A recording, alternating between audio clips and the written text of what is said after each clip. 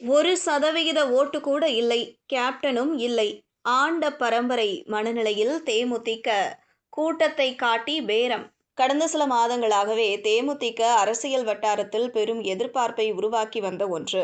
2026 சட்டசபை தேர்தலில் யாருடன் கூட்டணி என்பதுதான்.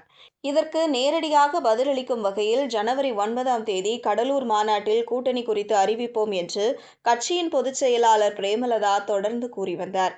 அதனால் அந்த மாநாடு வெறும் கட்சி மாநாடு அல்ல, அரசியல் திருப்புமுனை ஏற்படும் மாநாடாகவே பார்க்கப்பட்டது.